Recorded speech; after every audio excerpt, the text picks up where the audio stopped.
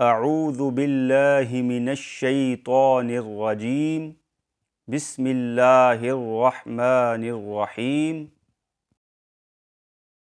قرآن مجید فرقان حمید کے چوتھے پارے کا نام لن تنالو ہے۔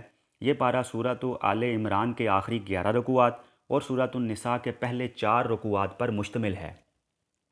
اس پارے کے بنیادی و کلیدی مضامین و موضوعات سماعت کیجیے۔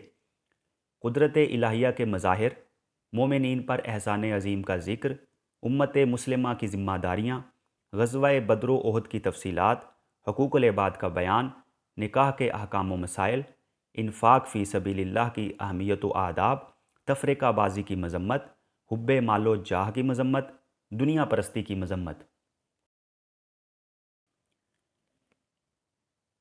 اس رکوع میں سب سے پہلے یہ بتایا گیا ہے کہ جسمانی عبادت صحیح معنوں میں اسی وقت مکمل ہوگی جب اس کے ساتھ مالی عبادت بھی ہو۔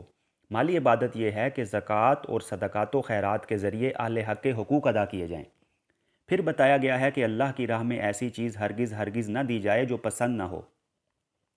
جس طرح نماز غلاظت اور نجاست کے ساتھ ادا نہیں ہوتی، اسی طرح خراب مال سے زکوٰۃ و خیرات ادا نہیں ہوتے۔ لہٰذا اللہ کی راہ میں بہتر اور پاک مال دینا چاہیے۔ پھر ملت ابراہیم یعنی دین اسلام کی اتباع کا حکم دیا گیا ہے۔ اسی مناسبت سے خانہ کعبہ کی عظمت بیان کی گئی ہے اور یہ بتایا گیا ہے کہ اس میں جنگ اور قتل و خون ریزی نہ کی جائے۔ پھر اہل کتاب کی یہ برائی بیان کی گئی ہے کہ وہ حق کو جانتے ہوئے گریز کی راہ اختیار کرتے تھے۔ لہٰذا ایسی خصلت سے مسلمانوں کو باز رہنا چاہیے۔ جب حق ظاہر ہو جائے تو اس کو قبول کرنے میں ہی نجات اور سلامتی ہے۔ اس رکوع میں تفرقہ بازی کی برائیاں بیان کی گئی ہیں اور مسلمانوں کو حکم دیا گیا ہے کہ وہ فرقہ بندی سے بچیں اور متحد ہو کر اللہ کی رسی کو مضبوط پکڑیں۔ پھر بتایا گیا ہے کہ اسلام وہ نعمت ہے جس نے دشمنوں کو دوست بنا دیا اور عرب کے دشمن قبیلوں کو بھائی بھائی بنا دیا۔ اب جو تفرقہ بازی کرے گا وہ دنیا میں بھی نامراد ہوگا اور آخرت میں بھی سزا پائے گا۔ اس رکوع میں یہ بتایا گیا ہے کہ اب دنیا کے اندر بہترین امت مسلمان ہیں اور یہ منصب ان کو اس وجہ سے ملا ہے کہ ان پر دعوت و تبلیغ کی ذمہ داری ڈالی گئی ہے۔ لہٰذا ان کو چاہیے کہ بھلائی کا حکم دیں اور برائی سے منع کریں اور اس معاملے میں طاقت سے مرعوب اور خوفزدہ نہ ہوں۔ نیز ان کو یہ حکم دیا گیا ہے کہ وہ دشمنان اسلام کی وفاداری اور وعدوں پر اعتماد نہ کریں۔ اس رکوع میں جنگ احد پر تبصرے کی ابتدا کی گئی ہے۔ اس سے پہلے تمہید کے طور پر جنگ بدر کا تذکرہ کیا گیا ہے کہ کفار کے مقابلے میں مسلمان تھوڑے تھے، لیکن ثابت قدمی اور تقوی کے سبب غیب سے ان کی تائید ہوئی اور اللہ تعالیٰ نے 5000 فرشتے جن میں جنگی نشانات لگے ہوئے تھے مسلمانوں کی مدد کے لیے نازل فرمائے۔ اس طرح مومنوں کو قلبی سکون عطا ہوا۔ اس رکوع میں خدا سے غافل کرنے والی اشیاء سے باخبر کیا گیا ہے۔ ان میں سب سے بری چیز دنیا پرستی اور مال و دولت کی محبت ہے۔ مال و دولت کی محبت کا تقاضا یہ ہوتا ہے کہ آدمی کا دل ہمدردی کے جذبے سے خالی ہو جاتا ہے۔ اس سلسلے میں سب سے بڑی چیز سودی لین دین ہے، لہٰذا سود کو حرام کر دیا گیا ہے اور سودی کاروبار کو کفر کا حصہ قرار دیا گیا ہے۔ پھر اللہ اور رسول کی اطاعت کا حکم دیا گیا ہے اور تقوی اختیار کرنے کی دعوت دی گئی ہے۔ پھر آخر میں گزشتہ قوموں کی تباہی کے اسباب بیان کیے گئے ہیں، جن میں سب سے بڑا سبب مال و جاہ کی محبت بتایا گیا ہے۔ پھر مسلمانوں کو جہاد میں نقصان پہنچنے پر تسلی دی گئی ہے اور بتایا گیا ہے کہ جہاد کرتے ہوئے ثابت قدمی کا مظاہرہ کرنے والے خدا کی نگاہوں میں ہیں۔ اس رکوع میں جنگ احد کے موقع پر جہاد کرنے والوں کی ایک غلطی پر تنبیہ کی گئی ہے۔ اس وقت مسلمانوں کو جس تکلیف کا سامنا کرنا پڑا، اس کے 2 بڑے سبب یہ بتائے گئے ہیں کہ جس وقت مسلمانوں کو فتح ہونے لگی تو مجاہدین مال غنیمت جمع کرنے میں مشغول ہو گئے اور ایک جماعت جس کو نبی کریم صلی اللہ علیہ وآلہ وسلم نے پہاڑ پر کھڑے رہنے کا حکم دیا تھا اور تاکید فرمائی تھی کہ حکم ثانی کے بغیر جگہ نہ چھوڑنا، وہ جماعت بھی مال غنیمت جمع کرنے کے لیے پہاڑ سے اتر آئی۔ دوسری بات یہ تھی کہ جنگ میں یہ افواہ اڑائی گئی تھی کہ نعوذ باللہ رسول اللہ صلی اللہ علیہ وآلہ وسلم کو شہید کر دیا گیا ہے۔ اس خبر کو سن کر کچھ لوگوں کے پاؤں اکھڑ گئے اور وہ میدان سے بھاگنے لگے۔ اس رکوع میں یہ بتایا جا رہا ہے کہ تم دین حق کے لیے جنگ کر رہے تھے۔ کسی نہ کسی وقت رسول مکرم صلی اللہ علیہ وآلہ وسلم کا وصال ہو جائے گا، تو کیا تم سب جاہلیت اور کفر کی طرف لوٹ جاؤ گے؟ جہاد کا مقصد تو صرف اللہ کے نام کو بلند کرنا ہوتا ہے۔ اس رکوع میں جنگ احد پر ہی تبصرہ ہے۔ اس میں مسلمانوں کو کفار کے مکر و فریب سے بچے رہنے کی ہدایت کی گئی ہے اور تاکید کی گئی ہے کہ وہ کفار کا کہنا ماننے کی بجائے اللہ کی مدد کے طلبگار رہیں۔ پھر وعدہ کیا گیا ہے کہ جب تم اللہ ہی کو وکیل و کارساز سمجھو گے تو اللہ تعالیٰ کفار کے دلوں میں تمہارا رعب ڈال دے گا۔ چنانچہ غزوہ احد میں اللہ تعالیٰ نے اپنا وعدہ پورا کر دکھایا۔ غزوہ احد میں مسلمانوں کو سخت مصیبت کا سامنا کرنا پڑا۔ یہ وقت مسلمانوں کے لیے ایمان کی آزمائش تھی۔ غم پر غم نازل ہو رہے تھے۔ پھر عین اس وقت جب مجاہدین زخموں سے چور تھے، ان پر غنودگی طاری ہوئی، جس کے اثر سے دشمنوں کا خوف دلوں سے نکل گیا۔ پھر منافقین کے اس خیال کی تردید ہے کہ اگر ہم مدینے میں رہ کر جنگ کرتے تو شکست نہ ہوتی۔ فرمایا، تمہاری تقدیر میں جس زمین پر موت ہوگی وہ بہرحال آ کر رہے گی۔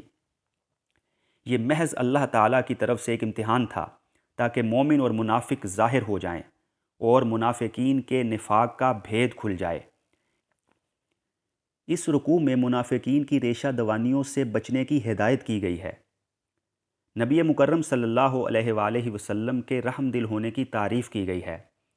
نیز آپ نے غزوہ احد کے سلسلے میں جو بعض لوگوں کی رائے سے اختلاف کرتے ہوئے مدینے سے باہر جنگ کی تھی، اس پر آپ کو تسلی دی گئی ہے کہ آپ لوگوں سے مشورہ تو ضرور لیجئے، لیکن جو رائے آپ کے نزدیک صائب ہو، توکل علی اللہ کرتے ہوئے اس پر عمل کر ڈالیے۔ پھر منافقین کی طرف سے آپ پر خیانت کے الزام لگائے جانے کی مذمت اور تردید ہے۔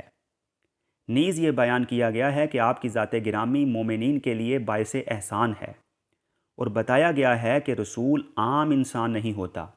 اس کی بعثت کتاب اللہ کی تلاوت، تزکیہ قلوب، کتاب و حکمت کی تعلیم اور انسانوں کو گمراہی سے نجات دینے کے لیے ہوتی ہے۔ پھر آخر میں مجاہدین کو غزوہ احد میں جانی اور مالی نقصان پہنچنے پر تسلی دی گئی ہے، اور بتایا گیا ہے کہ موت تو بہرحال ہر شخص کو آنی ہے، البتہ جو کچھ نقصان ہوا ہے وہ دنیا کے لحاظ سے کتنا ہی کیوں نہ ہو، لیکن آخرت کے لحاظ سے کچھ حیثیت نہیں رکھتا، بلکہ بڑی کامیابی کی بات ہے۔ پھر یہ بتایا گیا ہے کہ شہید ہونے والوں کو مردہ نہ کہو، وہ زندہ ہیں اور ان کو رزق ملتا ہے۔ اس رکوع میں غزوہ احد کے بارے میں منافقین کی شرارتوں کا ذکر اور مجاہدین کی ہمت و استقلال کی تعریف کی گئی ہے۔ نیز حضور اکرم صلی اللہ علیہ وآلہ وسلم کو کفار کی شرارتوں سے بے خوف رہنے کی ہدایت کی گئی ہے، اور بتایا گیا ہے کہ وہ آپ کو کچھ بھی نقصان نہیں پہنچا سکتے۔ پھر بخل اور کنجوسی کی مذمت کی گئی ہے، اور بیان کیا گیا ہے کہ وہ مال و دولت جو اللہ کی راہ میں خرچ کرنے سے روک لیا گیا، وہ روز قیامت آگ کا توق ہوگا۔ اس رکوع میں اہل کتاب کی شرارتوں کا تذکرہ ہے، مثلا نبیوں کو قتل کرنا وغیرہ۔ ساتھ ہی مشرکین کے مظالم بیان ہوئے ہیں جو وہ اہل حق پر کیا کرتے تھے۔ پھر یہ بتایا گیا ہے کہ آخرت کی کامیابی کے لیے ضروری ہے کہ اسلامی زندگی بسر کی جائے اور ایمان پر خاتمہ ہو۔ پھر دنیا پرستی کی مذمت کی گئی ہے، اور بتایا گیا ہے کہ دنیا کے معاملات کو خوش اسلوبی سے تو ضرور سر انجام دینا چاہیے، لیکن دنیا پرستی اختیار نہ کرنی چاہیے۔ دنیا میں رہ کر دنیا کے سارے کام آخرت کی کامیابی کے لیے کرنے چاہیے، کیونکہ یہ دنیا دارالعمل بھی ہے اور امتحان گاہ بھی۔ اس دنیا کو چھوڑنا بھی غلط ہے، لیکن اسی کو مقصد حیات بنا لینا بھی صحیح نہیں۔ آخر میں بتایا گیا ہے کہ یہ دنیا پرستی ہی تھی جس نے اہل کتاب کو تورات میں تحریف کرنے اور حق کو چھپانے پر آمادہ کیا تھا۔ اس رکوع میں پہلے تو اس کائنات میں پھیلی ہوئی خدا کی بے شمار نشانیاں بتائی گئی ہیں، جنہیں دیکھنے کے بعد کوئی عاقل اور ذی ہوش خدا کی قدرت کے انکار کی جرت نہیں کر سکتا۔ پھر آخرت پر انہی چیزوں سے دلیل لائی گئی ہے کہ اگر دنیا کی کوئی شے بیکار نہیں تو کیا انسان جو اشرف المخلوقات ہے یوں ہی بلا مقصد پیدا کر دیا گیا؟ اگر اس پیدائش کا کوئی مقصد ہے تو کیا ضروری نہیں کہ محاسبہ اعمال ہو؟ پھر اس رکوع میں ان دعاؤں کی تلقین کی گئی ہے جو ہمیشہ خدا سے مانگنی چاہیے، پھر صبر و قناعت کی تلقین ہے، ساتھ ہی اتحاد و اتفاق کا سبق دہرایا گیا ہے۔ یہاں سے سورۃ النساء رکوع نمبر 1 کا آغاز ہو رہا ہے۔ اس سے پہلے جنگ بدر کا تذکرہ اور جنگ احد پر تبصرہ ہوا تھا۔ جنگ کے بعد یتیموں، بیواؤں اور لونڈی غلاموں کے سوالات سامنے آیا کرتے ہیں، لہٰذا سورہ نساء میں بیواؤں اور یتیموں وغیرہ کے حقوق کی حفاظت کی نصیحت کی گئی ہے۔ چونکہ آگے انسانوں کے باہمی حقوق، خصوصاً خاندانی نظام کی بہتری و استواری کے لیے ضروری قوانین ارشاد فرمائے جانے والے تھے، اس لیے تمہید میں ایک طرف اللہ سے خوف اور اس کی ناراضی سے بچنے کی تاکید ہے، اور دوسری طرف یہ بات ذہن نشین کرائی گئی ہے کہ تمام انسان ایک اصل سے ہیں اور ایک دوسرے کا خون اور گوشت ہیں۔ اس کے بعد یتیموں کے حقوق اور ان سے حسن سلوک کی تاکید و ہدایت کرتے ہوئے 4 نکاح طے کرنے کی اجازت دی گئی ہے۔ پھر تعدد ازواج کی اجازت کو 4 میں محدود کرنے کے ساتھ ساتھ یہ حکم دیا گیا ہے کہ 1 سے زائد نکاح کی صورت میں بیویوں کے مابین عدل و انصاف کرنا لازم ہے۔ اگر کوئی عدل نہیں کر سکتا تو پھر اسے 1 نکاح ہی کرنا چاہیے۔ ساتھ ہی حق مہر کو فرض قرار دیتے ہوئے اس کی ادائی کا حکم دیا گیا ہے۔ نیز بیواؤں کی دستگیری اور یتیموں کے مال کی نگرانی و حفاظت کی ہدایت کی گئی ہے۔ پھر یہ واضح کیا گیا ہے کہ میراث صرف مردوں ہی کا حصہ نہیں ہے، بلکہ عورتیں بھی اس کی حقدار ہیں، اور یہ کہ میراث بہرحال تقسیم ہونی چاہیے، خواہ وہ کتنی ہی کم کیوں نہ ہو۔ اسی سلسلے میں یہ ہدایت دی گئی ہے کہ تقسیم میراث کے موقع پر دور و نزدیک کے رشتہ دار اور کنبہ کے غریب و مسکین لوگ اور یتیم بچے آ جائیں تو ان کے ساتھ تنگ دلی نہ برتنی چاہیے۔ میراث میں شریعت کی روح سے ان کا حصہ نہیں ہے تو نہ صحیح، لیکن وسعت قلب سے کام لے کر انہیں بھی کچھ نہ کچھ دے دینا چاہیے اور ان کی دل شکنی نہ کرنی چاہیے۔ اس رکوع میں وراثت کے تفصیلی اصول بیان کیے گئے ہیں اور بتایا گیا ہے کہ مرنے والے کے کون سے رشتہ دار ترکہ پانے کے مستحق ہیں اور کن کا کس قدر حصہ ہے۔ نیز یہ کہ اگر مرنے والے نے مرتے وقت کوئی وصیت کی ہے اور کوئی قرض بھی چھوڑا ہے تو پہلے اس کے مال میں سے اس کا قرض ادا کرنا ہوگا، پھر وصیت پر از روئے شریعت عمل کرنا ہوگا اور اس کے بعد ترکہ تقسیم ہوگا۔ ساتھ ہی یہ ہدایت دی گئی ہے کہ مرنے والا جو وصیت کرے وہ ضرر رساں نہ ہو، یعنی اس سے رشتہ داروں کے شرعی حقوق تلف نہ ہوں۔ اسی طرح قرض میں ضرر رسانی نہ ہو، یعنی محض حقداروں کو محروم کرنے کے لیے مرتے وقت خواہ مخواہ ایسے قرض کا اپنے اوپر اقرار نہ کرنا چاہیے جو فی الواقع نہ لیا گیا ہو۔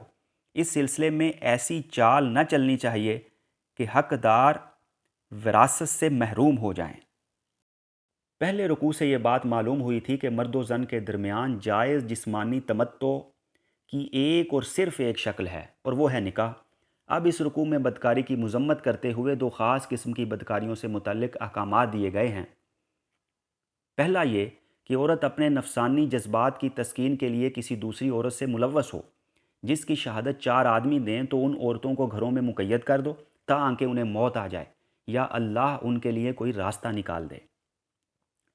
دوسرا یہ کہ لواطت کی سزا یہ ہے کہ ایسے دونوں مردوں کو جسمانی سزا دی جائے، پھر اگر وہ توبہ کریں اور اپنی اصلاح کر لیں تو انہیں چھوڑ دیا جائے۔ پھر توبہ کا ذکر آ گیا تھا، اس لیے اصولی طور پر یہ بتا دیا کہ توبہ ایسے ہی لوگوں کی قبول ہوگی جو نادانی کی وجہ سے کوئی برا فعل کر گزریں اور پھر جلد ہی توبہ کریں، نہ یہ کہ گناہ کرتے رہیں اور یہ سوچیں کہ توبہ کر لیں گے۔ دوسرے یہ کہ جو لوگ ٹھیک مرتے وقت توبہ کرتے ہیں ان کی توبہ قابل قبول نہیں۔ پھر یہ حکم دیا گیا ہے کہ کسی بیوہ کو میت کی میراث سمجھ کر اس کے والی وارث نہ بن بیٹھیں۔ مطلب یہ کہ وہ آزاد ہے، عدت گزار کر جہاں چاہے جائے اور جس سے چاہے نکاح کرے، محض اس خیال سے کہ اگر وہ کہیں چلی جائے گی یا کسی اور سے نکاح کر لے گی تو اس کے مال سے فائدہ حاصل کرنے کا موقع نہ رہے گا۔ بیوہ کو روکے رکھنا جائز نہیں۔ اسی طرح یہ جائز نہیں کہ عورتوں کو تنگ کر کے ان کے مہر کا کچھ حصہ اڑا لینے کی کوشش کی جائے، ہاں سوائے اس کے کہ وہ کسی صریح بد چلنی کا ارتکاب کریں۔ پھر سمجھایا گیا ہے کہ اگر کسی کو اس کی بیوی پسند نہ ہو تو دل برداشتہ ہو کر فوراً اسے چھوڑ دینے پر آمادہ ہو جانا درست نہیں۔ حتی الامکان صبر و تحمل سے کام لینا چاہیے، کیونکہ بسا اوقات ایسا ہوتا ہے کہ ایک چیز ناپسند ہوتی ہے مگر اللہ نے اس میں بہت کچھ بھلائی رکھ دی ہوتی ہے۔ اس کے بعد ہدایت دی گئی ہے کہ اگر ایک بیوی کی جگہ دوسری بیوی لے آنے کا ارادہ کر ہی لو تو پھر خواہ اسے تم نے کتنا ہی مال کیوں نہ دیا ہو، اس سے کچھ واپس لینا نہ چاہیے۔ اس رکوع میں سب سے پہلے تو تفصیل سے ان عورتوں کا بیان ہے جن سے نکاح کرنا دائمی طور پر حرام ہے، مثلاً ماں، بیٹی، سگی بہن، پھوپھی، خالہ، بھتیجی، بھانجی، رضائی ماں، رضائی بہن، ساس وغیرہ۔ نیز بعض دیگر ایسی محرمات کا بیان ہے جو دائمی طور پر تو حرام نہیں ہیں مگر کسی خاص معنی کی وجہ سے ان سے نکاح حرام ہے، مثلاً دو سگی بہنوں سے نکاح اس صورت میں کہ ایک بہن زوجہ کی حیثیت سے موجود ہو اور اس کی سگی بہن سے اس کا شوہر نکاح کرے۔